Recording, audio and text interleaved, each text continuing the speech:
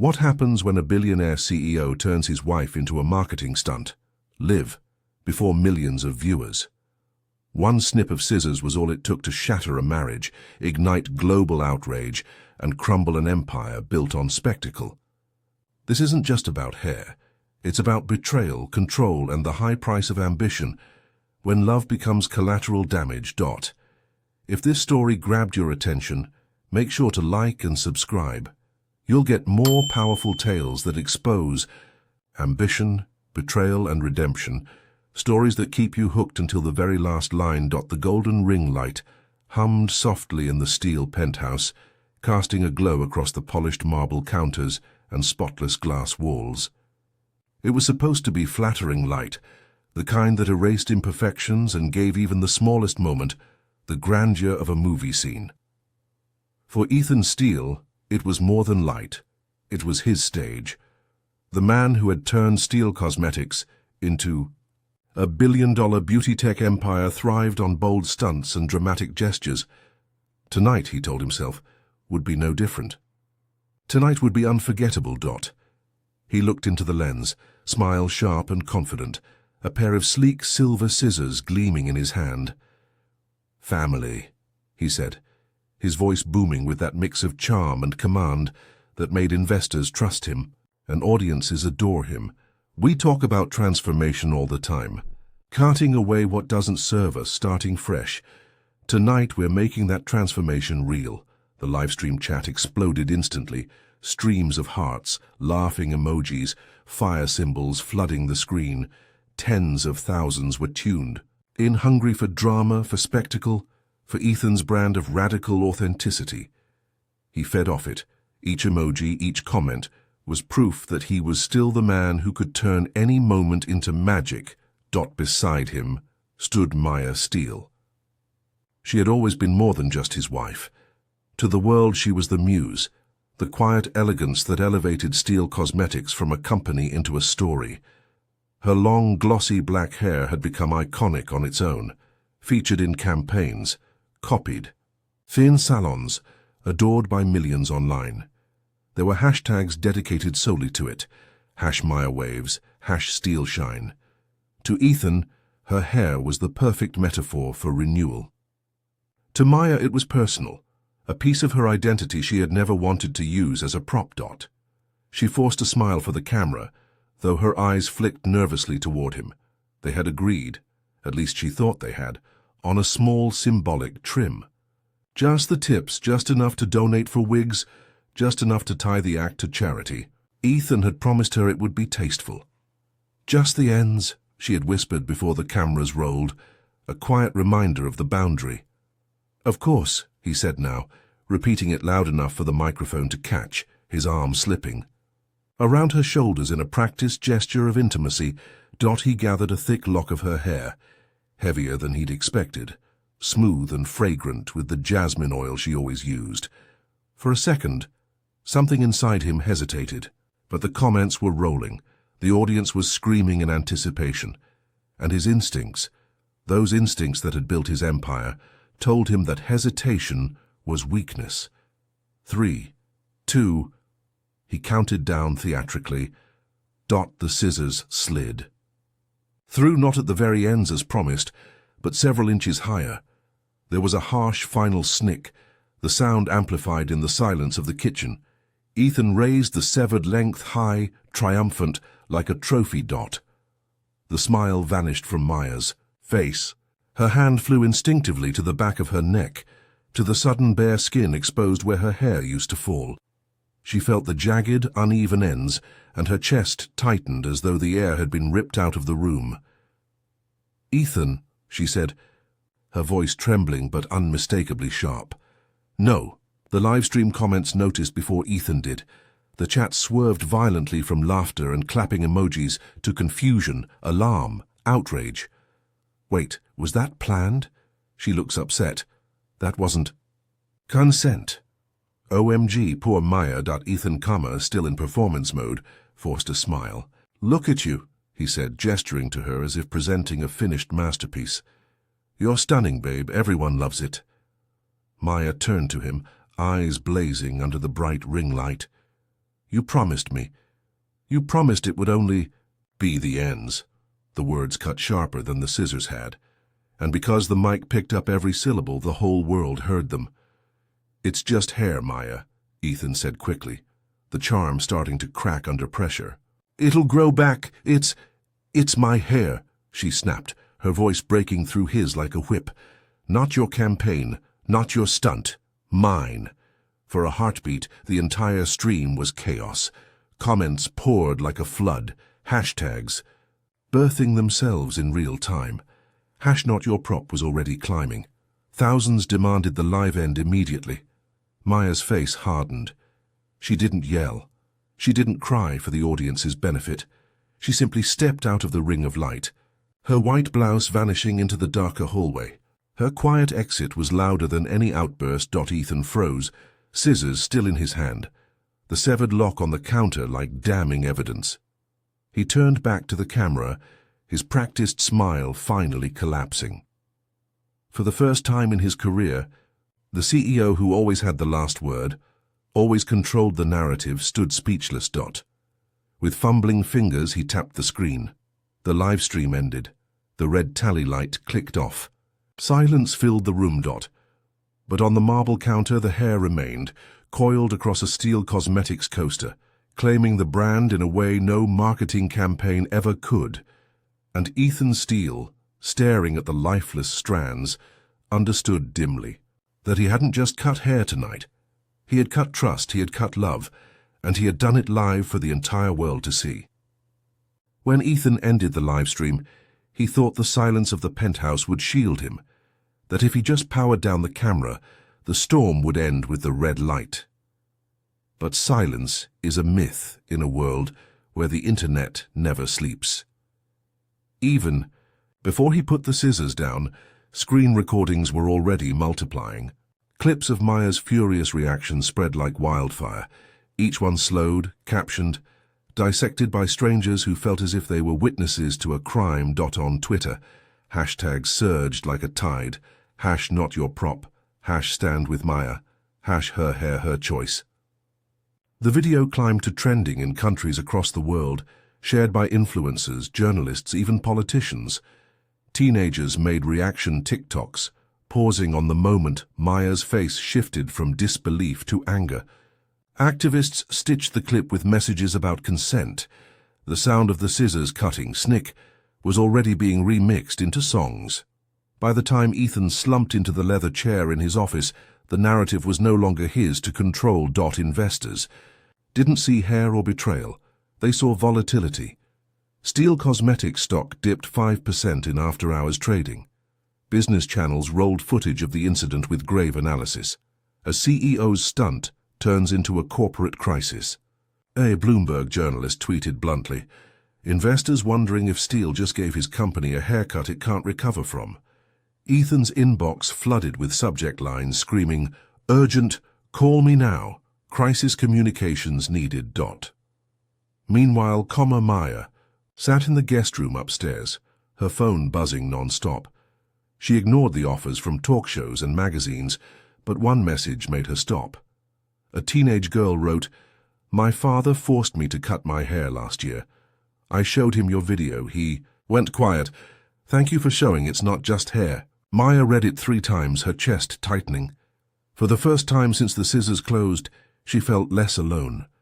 But the anger remained. It wasn't about the cut itself. It was about the betrayal, the broken promise said into her eyes and repeated for the camera, only to be discarded the moment the audience begged for more. By dawn, the world had already taken sides. Morning shows ran split-screen debates.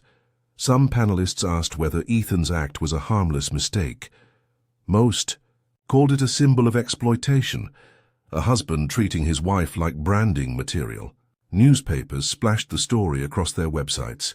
From CEO to villain, Ethan Steele's fall. Even late-night comedians joined in. When Steele said he wanted to cut costs, one joked, "I didn't think he meant his wife's hair." Laughter roared from studio audiences, while Ethan sat alone watching from his phone, jaw tightening with every punchline.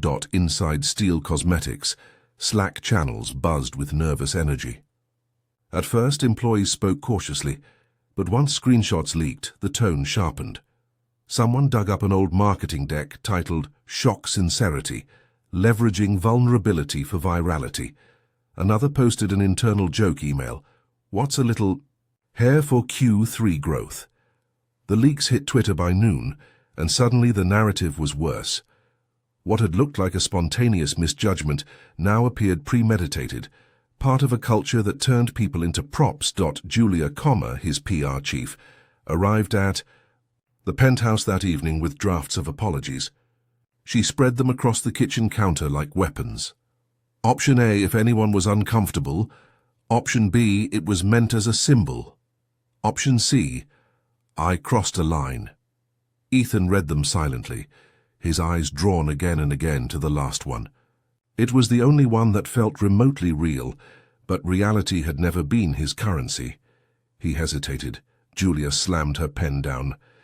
Every second you wait, Maya becomes the hero and you become the villain. Choose, Ethan. He rubbed his temples. She already is the hero, he muttered. Julia froze. She had never heard him sound defeated. Upstairs, Maya sat before a mirror, while a stylist friend evened out the jagged cut into something deliberate. Each snip was like a door closing behind her. When the stylist was done, Maya studied her reflection. The new bob was sharp, elegant. She raised her phone, snapped a picture, and posted it with a short caption. My body, my choice. That shouldn't need explanation. No hashtags, no long statement, just clarity. The post exploded. Within an hour it had 1 million likes. Commenters called her a queen, a warrior, a symbol. Brands lined up in her DMs offering collaborations. Strangers told her she had given them courage. Ethan watched from the shadows of his office. He scrolled through the comments, each one a nail in the coffin of the man he had been on camera. For the first time, he felt the weight of what he had done, not just to Maya, but to the company, to the brand, to himself. The storm wasn't waiting outside anymore. It was inside the walls, inside the marriage, inside his own chest. And as the world lifted Maya up, Ethan Steele realized he was no longer the center of the story. He was the cautionary tale. The Steele empire still looked untouchable from the outside. Glossy magazine spreads of Ethan and Maya, smiling together at galas, billboards with her hair cascading beside the Steele Cosmetics logo, articles praising Ethan as a visionary who fused tech and beauty. But the truth was different. The empire had been cracking for years, fissures forming quietly in the spaces between husband and wife, long before a pair of scissors turned those cracks into fractures the whole world could see. Ethan's rise had been meteoric. In just 5 years, Steele Cosmetics had gone from a modest startup in San Francisco to a multi-billion-dollar powerhouse. Investors called him the golden boy of beauty tech, a man who understood that the future of cosmetics was personalization, AI-driven tools, and daring marketing. Ethan had thrived on spectacle. Every campaign had to be bigger, bolder, louder. He believed that in a crowded market, drama wasn't optional. It was survival. At first, Maya admired his drive. She supported his vision, even appeared in early promotional shoots. Her presence gave the brand a touch of elegance that money couldn't buy. People believed in Steele Cosmetics, not just because of Ethan's genius, but because of the story. The brilliant CEO with the stunning wife who embodied the product's promise. It worked. Every time Maya appeared, sales surged. Her image became part of the company's DNA. But as the company grew, the line between personal and professional began to blur. Ethan couldn't, or wouldn't, see the difference. He started inviting cameras into their home, insisting that authenticity was their brand. He called their marriage the ultimate marketing edge. Date nights became content. Vacations turned into backdrops for ads. Even casual conversations sometimes ended with Ethan pulling out his phone, convinced the world wanted to see. Maya's discomfort grew quietly but steadily. after a gala where Ethan had tried to surprise her with a spontaneous makeover. "Stunt." She pulled him aside, her voice sharp with hurt. "Don't ever use me like that again," she said. He apologized, promised, swore he'd never cross the line. But each quarter, when sales slipped or investors grumbled, the promises faded. Ethan always circled back to the same answer. More spectacle, more Maya. Inside boardrooms, the pressure only intensified. Consultants spoke in polished jargon. "People don't just buy skincare anymore, Ethan," one of them said. "They buy lives. They buy couples. They buy stories. You and Maya are the story." Slides appeared in investor decks with titles like "Leveraging Family Authenticity" and "Shock Sincerity, Planned Vulnerability for Viral Growth." The data was undeniable. Every time Maya appeared, numbers spiked. Ethan didn't need convincing. He just needed her cooperation. But Maya had stopped cooperating. She withdrew from campaign briefings. She skipped investor dinners. She stopped laughing when Ethan suggested new, fun couple challenges. Her silence said everything, but Ethan heard only what he wanted to hear. He convinced himself she'd forgive him once she saw the results. He told himself it was harmless, that she was still benefiting from the lifestyle the brand provided.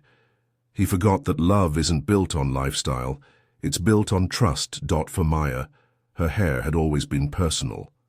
It wasn't just long, glossy strands. It was memory and identity. As a child, her grandmother braided it each morning before school. As a teenager, she spent weeks saving to buy her first bottle of jasmine oil. When she married Ethan, her hair became part of her elegance, her symbol of independence, something she controlled even as other parts of her life were pulled into the company machine. To her, it was sacred. To Ethan, it was metaphor. When he pitched the idea of cutting her hair live, she reluctantly agreed to a trim for charity. He had looked her in the eye and said, "Just the ends." But to Ethan, the lock of hair was never just hair. It was a campaign, a metaphor, a stunt to reignite investor confidence. He told himself he was bold, daring, visionary. What he was, in truth, was careless. The fallout exposed not just Ethan's impulsive act, but the culture around him. Employees leaked emails to journalists. Jokes about "what's a little hair for Q3 growth" appeared in headlines. A slide deck labeled "Planned Vulnerability" circulated on Twitter. Suddenly the world saw Steele Cosmetics not as an innovator, but as a manipulator. A company built on exploiting intimacy. For Ethan, it was the first time he faced the possibility that his empire wasn't built on brilliance alone. It was built on Maya's image, her presence, her quiet grace. And now, as she pulled further away from him, the empire felt hollow. Late one night, Ethan sat in his office with the curtains drawn, replaying the livestream. He watched himself smiling, holding the scissors like a prize, while beside him, Maya's face transformed from nervousness to shock, then to fury. He watched her step out of the frame, her white blouse dissolving into shadows. He paused the video, stared at her last look before she turned away, and for the first time in years he felt small. Maya, meanwhile, was beginning to breathe again. Away from the cameras, she picked up her old journal. She painted for the first time in months. She laughed with friends who had stopped visiting once her life became content. Her world, which had been consumed by the brand, was slowly returning to her. Each day the weight on her chest lifted just a little. The lock of hair he had cut still sat on the marble counter, coiled on a Steele Cosmetics coaster like evidence. Ethan stared at it often, but instead of feeling triumphant, he felt haunted. He had wanted transformation, but not this. He had wanted to cut what didn't serve them, but instead he had cut through the fragile threads holding their life together. The empire glittered still, outwardly untouched. But inside, where the lights and cameras didn't reach, it was breaking, apart piece by piece. And Ethan Steele for the first time realized that the greatest crack in his empire wasn't in the stock price or the boardroom, it was in his marriage. The board meeting was called less than 48 hours after the live stream, but it might as well have been a trial. Ethan sat at the end of a long glass table, his face lit not by the warm glow of a ring light, but by the cold rectangles of board members joining from London, Singapore, and New York. Their eyes were sharp, their voices clipped. Some didn't bother hiding their disgust. To them, he was no longer a visionary. He was a liability. "We're not here to debate intent," one director said flatly. "We're here to manage damage. The numbers are already showing it. Retailers are pulling displays. Sponsors are asking, if Steele Cosmetics still represents empowerment. This isn't just bad optics, Ethan. This is brand collapse," Ethan wanted to argue, to insist it had been a mistake, that he hadn't planned to humiliate his wife, but the leaked emails told another story. The slide deck labeled "Shock Sincerity," leveraging vulnerability for viral growth, had already made its way to the press. The jokes about Maya's hair being a small price for virality were splashed across headlines. His own employees were posting anonymously about the culture of exploitation. Whether or not he had meant to, Ethan had become the symbol of everything the world despised about corporate manipulation. While he tried to convince his board that the company could survive if he stayed, Maya was reclaiming her own voice. That morning she had sat in a quiet studio, facing a single camera and a journalist who had promised not to sensationalize her words. She wore her newly cropped hair proudly, her makeup minimal, her tone calm. She spoke about betrayal, not in shouts but in sentences sharp as glass. She explained how she had agreed to a trim for charity, how she had set boundaries, and how Ethan had crossed them in front of millions. She didn't attack him personally. She didn't need to. Her poise did what outrage could not. The interview went live in the evening, and within minutes clips were everywhere. "It's not about hair," she said in one segment that circulated endlessly. "It's about choice, it's about respect. My husband forgot that I am a person, not a prop, and I will not be used to sell a product." The internet crowned her a symbol of autonomy. Activists invited her to speak at events. Feminist organizations reached out, calling her brave. Even those who had once idolized Ethan admitted openly that Maya had become the true face of integrity. Back at headquarters, the PR team played the interview on a loop. Every word she spoke cut deeper than any headline. Julia, his chief of communications, leaned toward him and whispered, "She's untouchable now. Anything you say against her will sink you faster. If you want to save the company, step aside. Issue a statement. Take the fall before the market does it for you." Ethan felt the weight of the empire pressing on his chest. For years he had been the architect of every story, the man who pulled strings and set the stage. Now he was being told the only way forward was to remove himself entirely. That night, when the office emptied and the city glowed outside his window, he read Maya's words again. "I am a person, not a prop." They echoed in his mind like a bell that would not stop ringing. He thought back to all the moments she had asked him not to use her, not to turn their life into performance. He had always promised. He had always broken it. Unable to sit still, he walked. Past the billboards that still bore his face, past the stores with Steele Cosmetics posters featuring Maya's hair in better days, past the chatter of strangers on their phones replaying the video. He ended up outside the building where Maya was staying with a friend. A fifth-floor window glowed faintly above. He wanted to climb the stairs, to knock, to fall on his knees and tell her not as a CEO, but as a man that he was sorry, that he had forgotten who she was and who he should have been. But his phone buzzed. A message from her appeared. "Don't wait outside, don't push, we'll talk, but only on my terms." He stood there a long moment, staring at the words, before typing back a single reply. "Yes, your terms." It was a small sentence, but it felt like something he hadn't given her in years. When the board reconvened the next day, Ethan didn't argue. He didn't plead. He looked into the camera and said, "I will step aside as CEO effective immediately. My actions blurred the lines between home and work, intimacy and strategy. I crossed boundaries I had no right to cross. This company must move forward without me at its center." There was silence on the call, followed by nods, then the rapid clatter of approvals typed into chat windows. It was done. The headlines the following morning declared it simply, Ethan Steele resigns. The man who once built an empire on boldness had finally been undone by his inability to see the difference between performance and partnership. And while the markets began to stabilize and Steele Cosmetics scrambled to rebuild its image, Maya's words from her interview remained louder than any business analysis. For the first time in years, Ethan Steele was no longer in control of the story. And for the first time in years, Maya Steele was the one holding the microphone. Ethan had resigned, but stepping down did not silence the noise.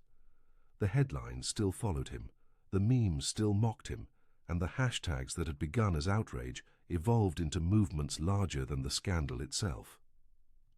Steele Cosmetics tried to steady itself with statements about independent ethics reviews and restoring consumer trust, but the brand's once polished identity was scarred.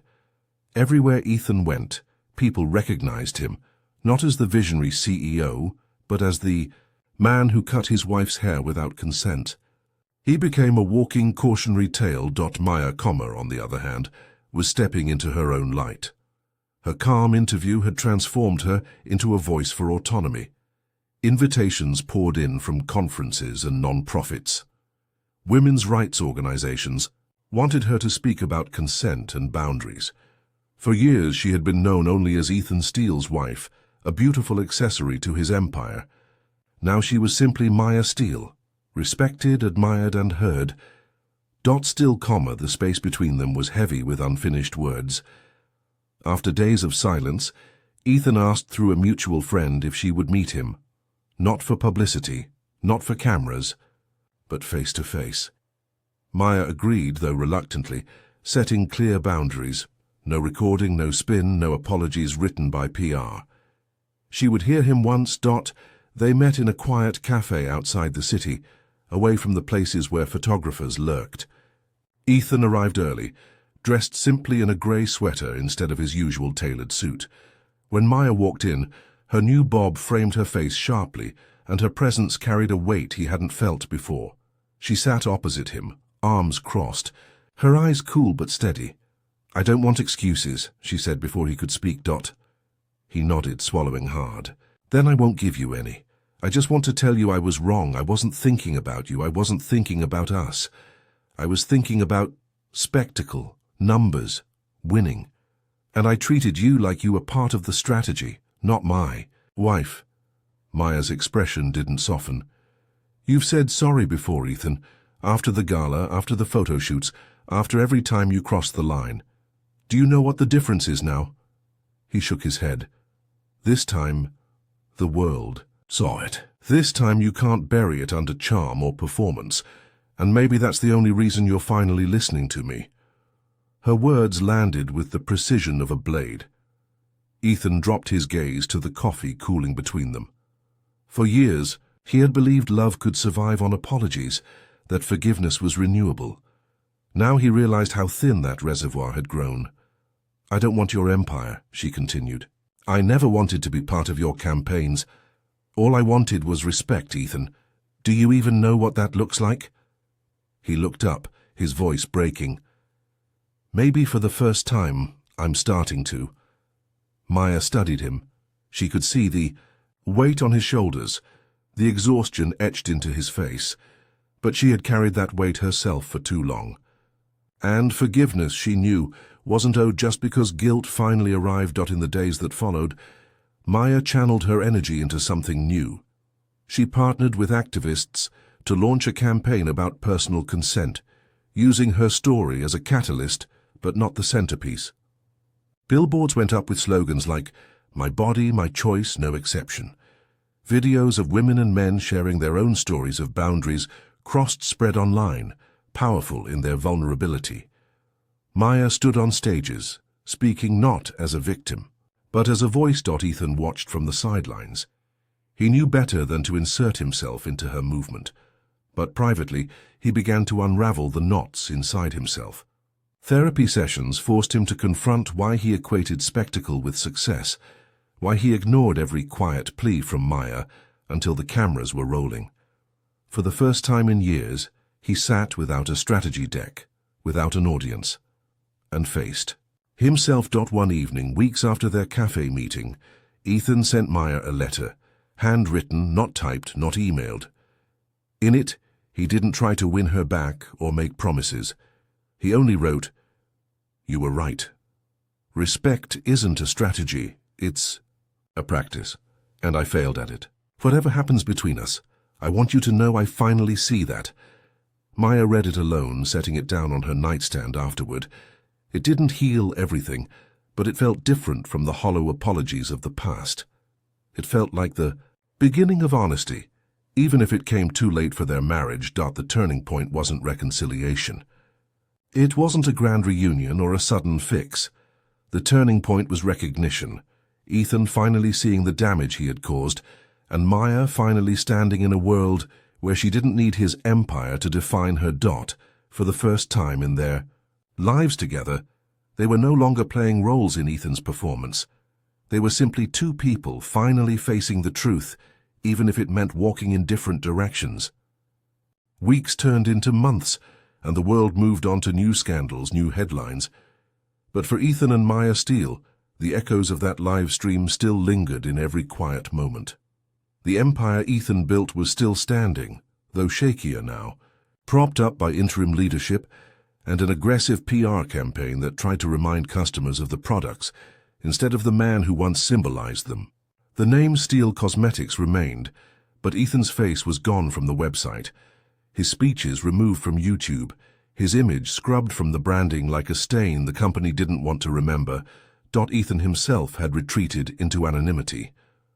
For the first time since his 20s, there were no cameras waiting outside his door, no teams scheduling his every hour. He went to therapy twice a week, sat through difficult silences, and started to unpack the hunger that had driven him.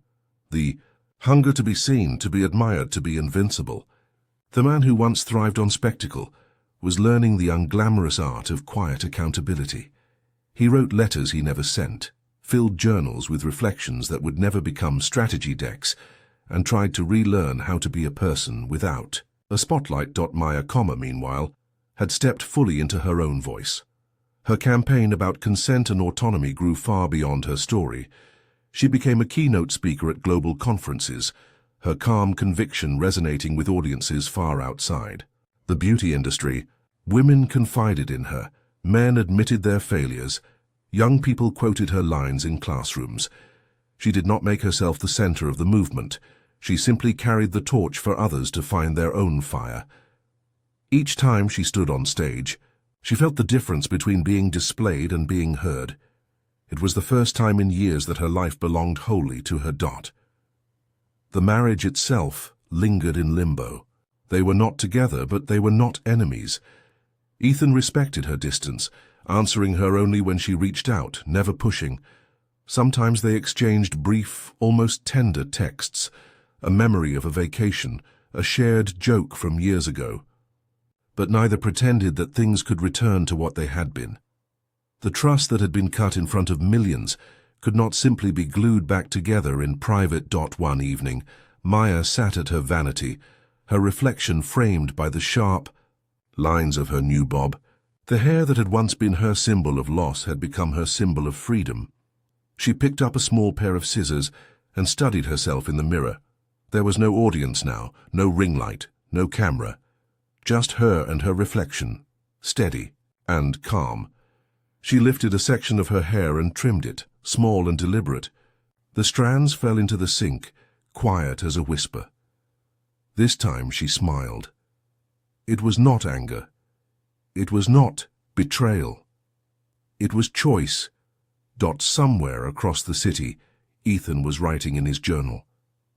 He paused, staring at the words he had just scribbled. Respect isn't given once, it's practiced every day. He underlined the sentence twice, then set the pen down. He didn't know if Maya would ever forgive him, or if their paths would ever merge again. But for the first time, he was no longer writing for an audience. He was writing for himself. The world had cast its verdict. Ethan Steele was no longer the invincible CEO, and Maya Steele was no longer just the face beside him. She had become her own force, her own voice, untethered from his empire. And though their story had begun as a cautionary tale, it ended with something quieter, something truer. Maya had found freedom in the very act that once tried to take it from her. Ethan had found humility in the silence that followed his fall. Their love, broken as it was, had transformed them both. And though their future together remained uncertain, one truth had been carved permanently into the story. No empire, no spectacle, no brand was worth more than the simple dignity of choice.